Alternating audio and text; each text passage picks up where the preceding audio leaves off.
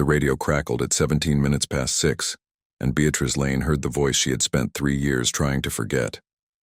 All units, this is command. We have a 14-year-old female, last seen at the North Trailhead. Water's rising. Light window closes in 90 minutes. Repeat. 90 minutes. Cole Harrington, incident commander. Her ex-husband. Beatrice tightened her grip on the handheld radio.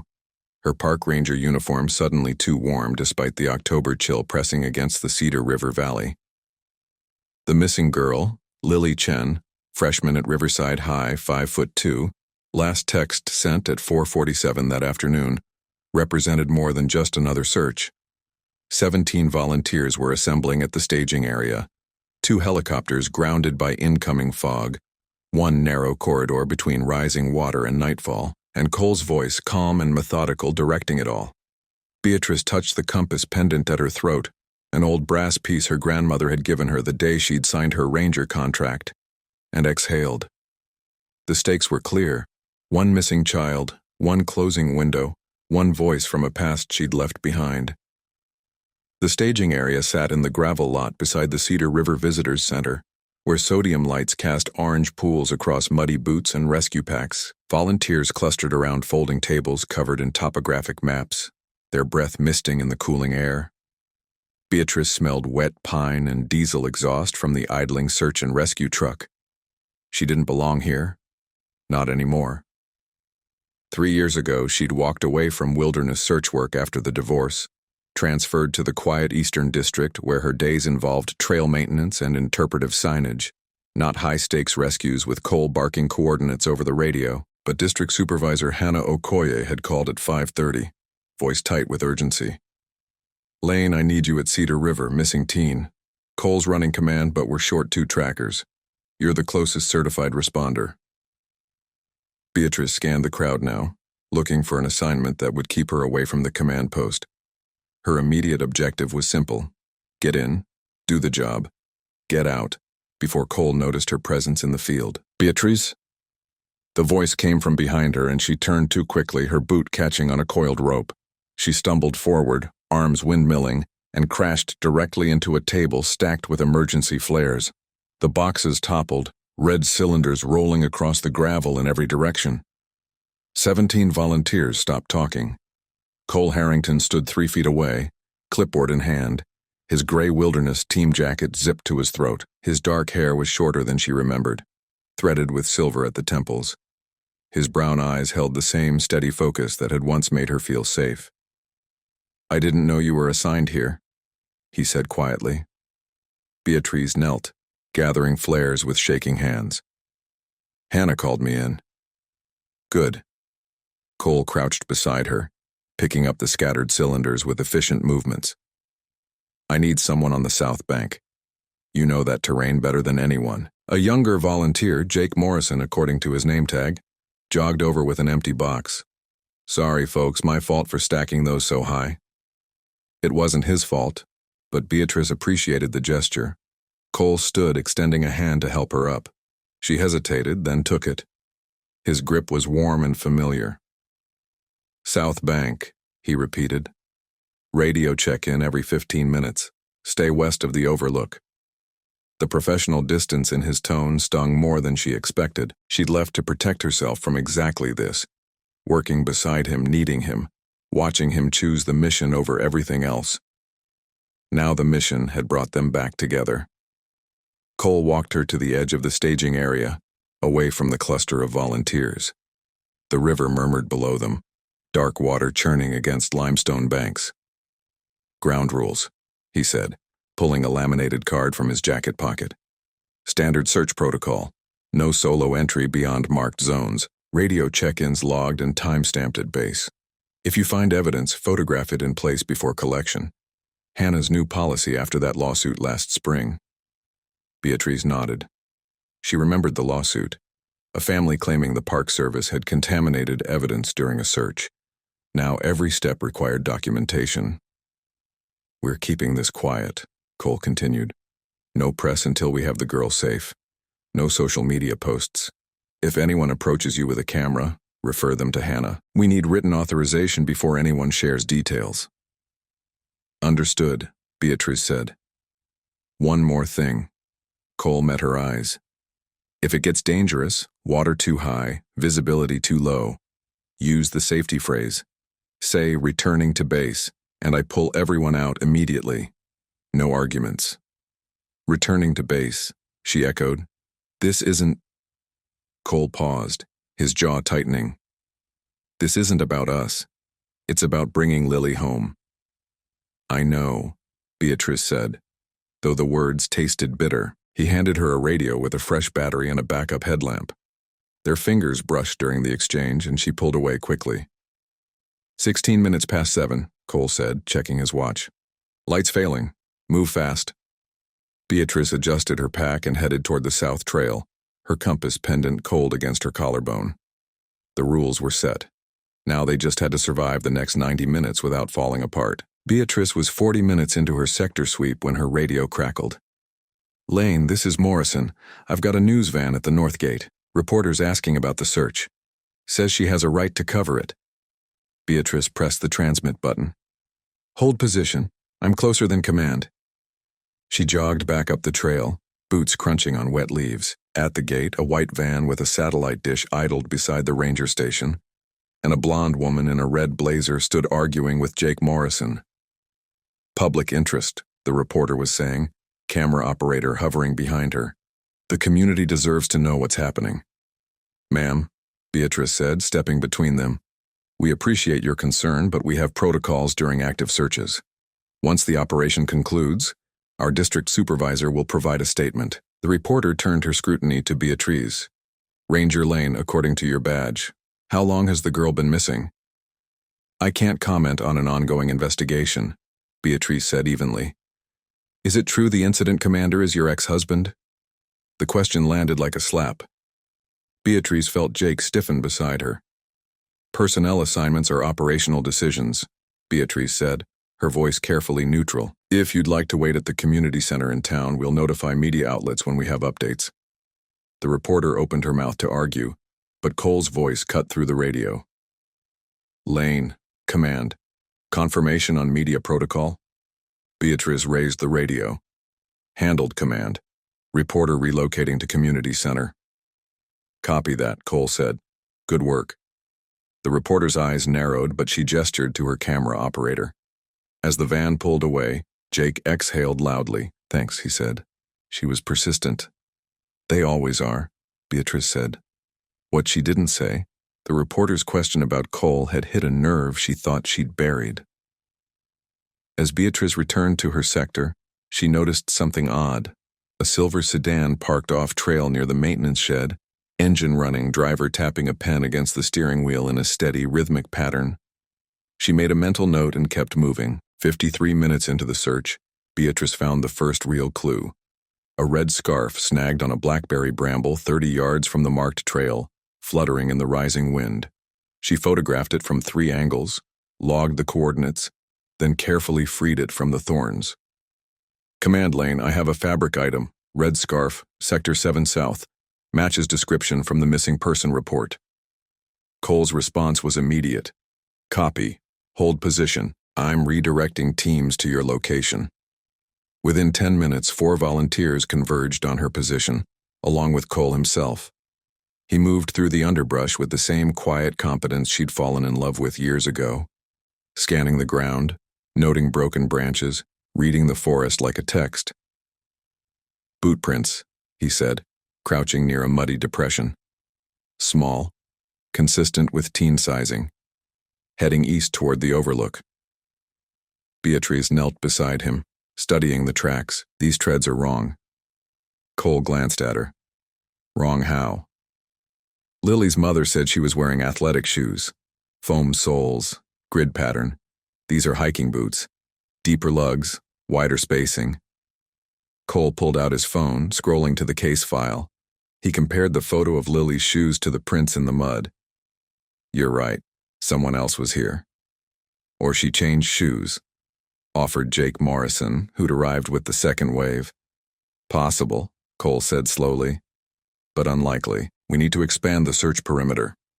As he radioed new instructions to the base, Beatrice touched her compass pendant, grounding herself. Cole noticed the gesture. She saw his gaze flicker to her throat, but he said nothing. The search corridor was shifting, and somewhere in the back of her mind, Beatrice remembered the silver sedan with its pen-tapping driver. At the 72-minute mark, the teams converged on the river overlook. Lily Chen sat on a limestone outcrop, knees pulled to her chest, soaking wet and shivering. A middle-aged man in a gray windbreaker stood beside her, holding a space blanket. "Found her trying to cross the river," the man said as Cole and Beatrice arrived. "I'm Dr. Marcus Webb, cardiologist from Riverside Medical. Was hiking when I heard her calling for help." Cole wrapped the blanket around Lily, his movements gentle. "You're safe now. Can you tell us what happened?" Lily's teeth chattered. I was meeting someone, but they never showed. Then I slipped on the rocks and my phone fell in the water." "Who were you meeting?" Beatrice asked softly. "I don't know his real name," Lily whispered. "We met online. He said he worked for the Park Service." Beatrice's stomach dropped. Cole's jaw tightened, but his voice remained calm. "We'll need to talk more about that at base. Right now, let's get you warm and checked by a medic." As the team prepared to transport Lily back to the staging area, Beatrice caught Cole's arm. "The boot prints. Someone else was here." "I know," Cole said quietly. Dr. Webb pulled a protein bar from his pack and handed it to Lily with that same rhythmic gesture, tapping it twice against his palm before offering it. The same tapping motion Beatrice had seen from the driver in the silver sedan. Cole noticed her stare. "What is it?" "Nothing," she said quickly. "Just glad we found her." But as they hiked back toward base, Beatrice couldn't shake the feeling that something was deeply wrong. The search was over, but the real investigation was just beginning. The staging area had transformed into a command center. Paramedics attended to Lily in the medical tent while her parents arrived, tear-streaked and grateful.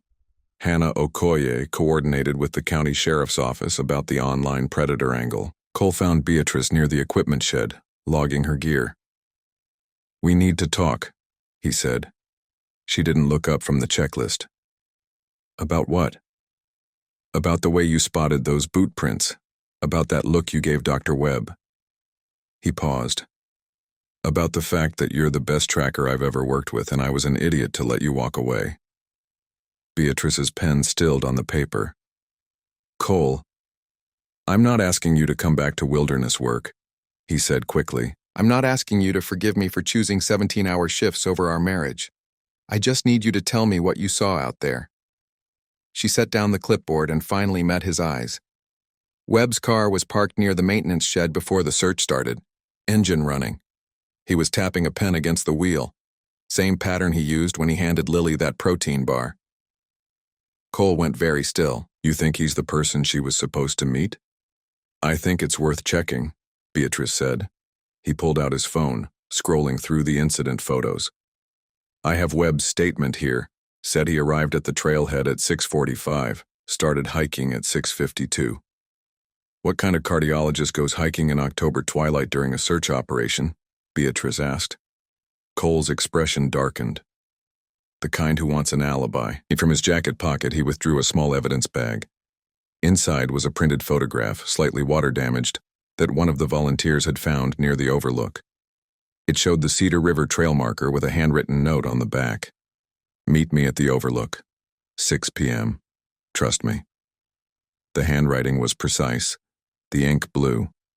Beatrice touched her compass pendant, feeling the worn brass warm under her fingers. "My grandmother gave me this the day I became a ranger. She said it would always point me toward true north, toward what's right even when the path isn't clear." "I remember," Cole said softly.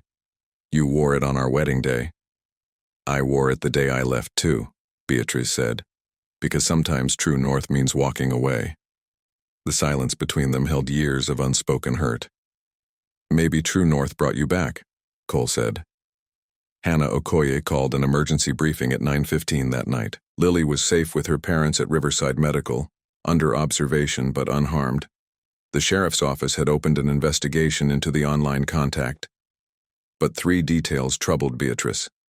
First, the receipt Webb had provided to prove his hiking permit purchase, stamped at the Cedar River Visitors Center on Tuesday, October 15th at 6:38 p.m., showed a timestamp that didn't align with his statement about arriving at 6:45. Second, the volunteer coordinator, Margaret Yates, a retired schoolteacher with 30 years at Riverside High, mentioned she'd seen Webb at the community center that afternoon around 4 o'clock, chatting with teenagers near the bulletin board where the Wilderness Club posted meeting times. Third, when Hannah contacted the state medical board to verify Webb's credentials for the incident report, the licensing coordinator, Patricia Moreno, noted something unusual. Webb had recently been flagged for a review regarding patient boundaries, though the file was sealed pending investigation. Cole spread the evidence across the briefing table as rain began to patter against the windows. "None of this is conclusive," he said. "But together, it's a pattern," Beatrice finished. Hannah crossed her arms. "We need to be careful. Webb's a respected physician. If we're wrong, we expose the Park Service to liability." "And if we're right?" Cole asked. No one answered. Later, as the team dispersed, Cole walked Beatrice to her truck. The parking lot was nearly empty, puddles reflecting sodium light. "I should have listened to you more," he said abruptly. "During our marriage, you always saw things I missed, not just tracks in the woods, but people, motives. I was so focused on the mission that I forgot the mission included you." Beatrice gripped her keys, throat tight. "Cole, I'm not asking for another chance," he said. "I just wanted you to know. Working with you today reminded me what partnership is supposed to feel like." He squeezed her shoulder once, a gesture that felt like both an apology and a promise, then walked back toward the command center. Beatrice sat in her truck for a long time, her compass pendant heavy against her heart. Something had shifted between them, fragile and tentative. The call came at 10:47 the next morning. Beatrice was at her district office filing reports when Hannah's name flashed on her phone. "We have a problem," Hannah said without preamble. "Dr. Webb filed a formal complaint. Says you and Cole harassed him during the rescue operation, implied he was involved in criminal activity without evidence. He's demanding a meeting with the regional director." Beatrice's stomach sank. "That's not what happened." "I know that. But Webb has documentation, timestamps, witness statements from other volunteers. And here's the kicker. The sheriff's office just informed me that Lily recanted her story, says she made up the online meeting because she was embarrassed about running away from home. Claims Dr. Webb legitimately found her by chance." "She's lying," Beatrice said. "Or someone convinced her to lie." "Can you prove that?" Hannah asked. Silence. "There's more," Hannah continued, her voice grim. "Webb's attorney sent a letter to the Park Service threatening legal action if we continue making defamatory implications. Regional wants you and Cole in a meeting Monday at 10 a.m. Media policy review. They're concerned about liability." After hanging up, Beatrice drove to the Cedar River staging area. Cole was there, alone, studying the topographic maps spread across a folding table. "Hannah told you?" she asked. He nodded. "I pushed too hard. Should have waited for the sheriff to build a case." "We both saw what we saw," Beatrice said. Cole looked at her, exhaustion lining his face. "Did we? Or did we see what we wanted to see? Me trying to be the hero, you trying to prove you still belong in search work?" The words stung because they carried a grain of truth. Beatrice pulled the compass pendant from beneath her collar, letting it catch the light. "This always points north. Not where I want north to be, where it actually is." "And where is north now?" Cole asked quietly. Before she could answer, her radio crackled. "Lane, this is Morrison. You might want to hear this. I'm at the Visitors Center archives. Found something in the volunteer logs." Beatrice exchanged a glance with Cole. "On our way," she said. They were close to saying returning to base, to abandoning the search for truth before it cost them everything. But they kept moving forward instead. The Visitors Center was closed for the evening, but Jake Morrison had keys as a volunteer coordinator. He met them at the side entrance, holding a leather-bound logbook. "I was filing paperwork and got curious," Jake said, flipping through pages. "Volunteer sign-in sheets go back 5 years. Look at this." He pointed to an entry from August. Marcus Webb, MD, Wilderness First Aid Certification, contact info, notation in the margin. The notation read, "Requested Teen Mentorship Program details. Referred to Community Outreach Coordinator." "That's not proof," Cole said, but his voice lacked conviction. "There's more," Jake said, turning back further. "March, January, October last year. Webb signed in 6 times over 18 months. Always asking about youth programs." Beatrice photographed each page with her phone. As they left the visitor's center, Cole's phone buzzed. He read the message, his expression hardening. "What?" Beatrice asked. "Regional director just sent the meeting agenda for Monday. It's not a media policy review. It's a disciplinary hearing. Hannah's being questioned for approving our involvement. We're both being put on administrative leave pending investigation." The rain had returned, cold and steady. "This is my fault," Beatrice said. "I should have kept my suspicions to myself." "No," Cole said sharply. "This is exactly what abusers do. They make you doubt yourself. They weaponize procedure and liability. They make the truth so expensive that no one can afford to pursue it." "But we don't have enough proof," Beatrice said, her voice breaking. "We have boot prints and timestamps and a gut feeling. That won't hold up against a physician's complaint." Cole stepped closer, rain dripping from his hair. "Then we find proof that will." "How?" Beatrice whispered. "We're out of time, out of authority, out of options." She drove home in silence, the compass pendant cold against her skin. In her empty apartment, she sat at the kitchen table and asked herself the question that had been haunting her since the divorce. Was she brave enough to risk everything for what was right, even if it cost her the career she'd rebuilt, the fragile reconnection with Cole, the carefully constructed distance that had kept her safe? Sunday morning, Beatrice returned to the staging area alone. She retraced her steps from the search, photographing every landmark, every turn in the trail. At the overlook where they'd found Lily, she sat on the limestone outcrop and closed her eyes, reconstructing the scene. Her phone rang. Margaret Yates, the retired teacher who coordinated volunteers. "Ranger Lane, I hope I'm not overstepping," Margaret said. "But I remembered something about Friday. I keep a logbook, old teacher habit, noting who I see each day. On Friday, October 18th, I wrote that Dr. Webb was at the community center at 4:03 p.m. I watched him talk to 3 teenagers near the Wilderness Club board. One of them was Lily Chen. I didn't think anything of it at the time, but after hearing about the investigation—" "Can I see your logbook?" Beatrice asked, her heart pounding. "I'm at home, 23 Maple Street. Come whenever you like." Beatrice called Cole. "Meet me at Margaret Yates's house." Now, 40 minutes later, they sat in Margaret's tidy living room while she showed them her spiral notebook. The entry was clear. Friday, October 18th, 4:03 p.m. Dr. Marcus Webb speaking with Lily Chen, 2 other students near bulletin board. Seemed friendly. "I can testify to this," Margaret said firmly. "I taught for 32 years. I know what I saw." "Thank you," Cole said. Next, they drove to the county clerk's office. Patricia Moreno from the State Medical Board had mentioned a boundary review. Beatrice requested public records related to Webb's medical license. The clerk, a patient woman named Sandra Reeves, searched her database. "We have a notation here from September. The state attorney's office flagged Dr. Webb for a preliminary inquiry. Patient complaint regarding inappropriate contact with a minor during a school health fair. No charges filed, but the investigation is active. Can you confirm that in writing?" Cole asked. Sandra printed a single-page summary stamped with the county seal and dated Sunday, October 20th, 3:15 p.m. Finally, they returned to the visitor's center.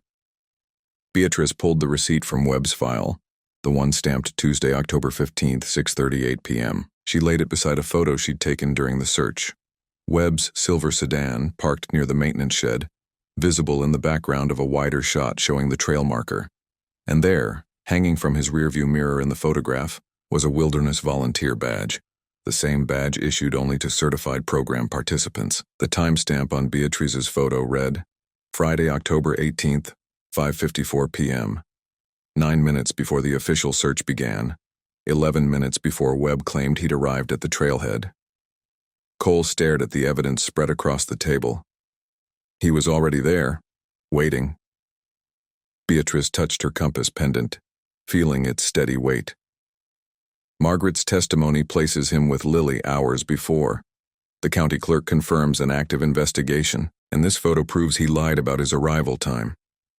It's enough, Cole said quietly. It's enough to take to the sheriff. They had their triad: physical proof with timestamps, a credible witness, and official validation.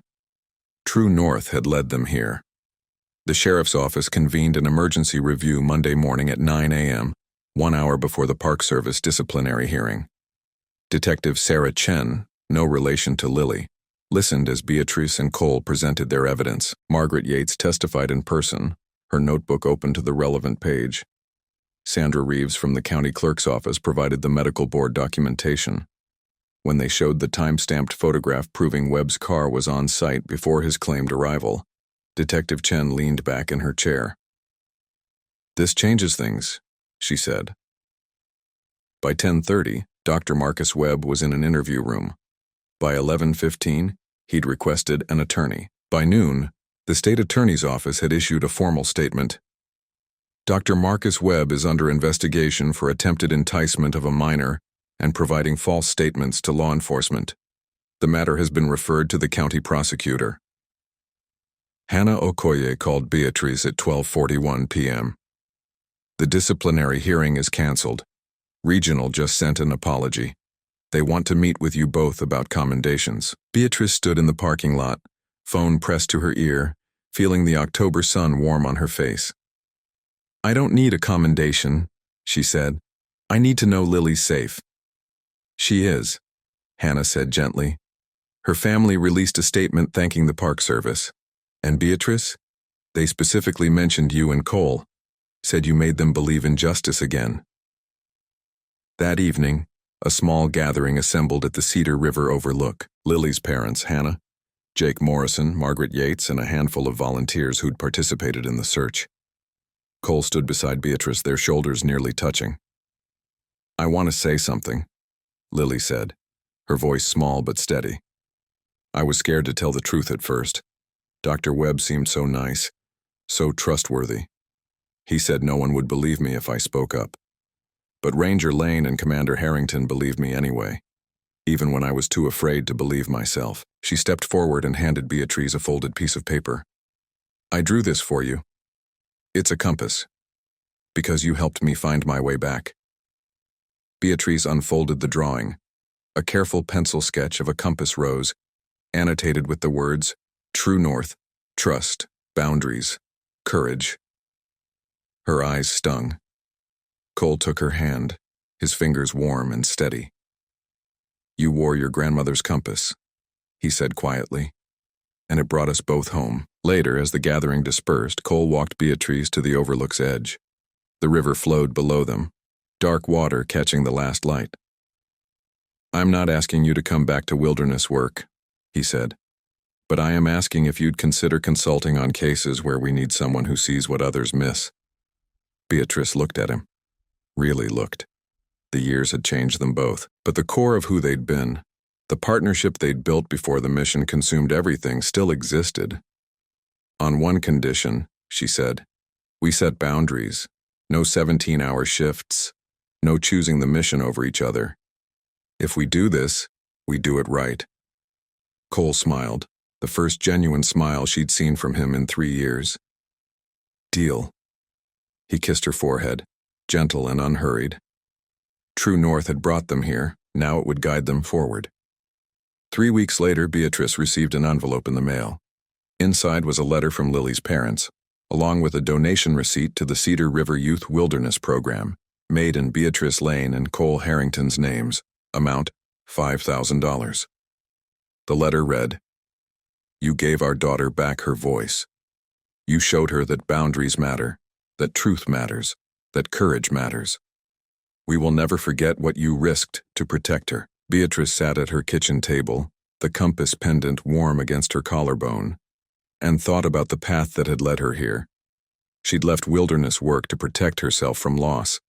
But in running from risk, she'd lost something essential, the part of herself that believed in partnership, in justice, in fighting for what mattered even when the cost was high.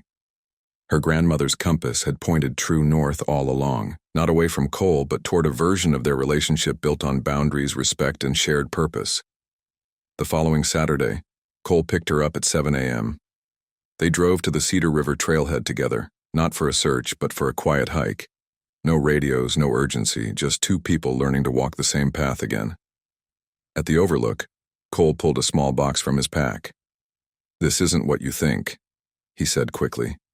"I mean, it's a gift, but not... Just open it." Inside was a silver compass, smaller than her grandmother's but engraved with two words: True North. "So we both remember," Cole said. "The mission includes us, always." Beatrice clipped it to her belt beside her ranger badge. "Always," she echoed. They stood at the river's edge, watching water flow over limestone, and Beatrice understood something fundamental. Justice wasn't just about evidence and confrontations and public vindication. It was about the small daily choice to protect the vulnerable, honor boundaries, speak truth, and trust that doing right mattered, even when the path forward wasn't clear. She'd found her way back to wilderness work. But more than that, she'd found her way back to herself. And sometimes that was the most important search of all. Moral: courage means trusting your instincts even when powerful people demand silence, setting boundaries even when partnership feels impossible, and believing that truth and justice are worth the cost, because the most important compass always points toward what's right, not what's easy. When have you had to choose between safety and speaking up? And what compass guided you home? If this gave you courage, subscribe and tell us. What would you have done?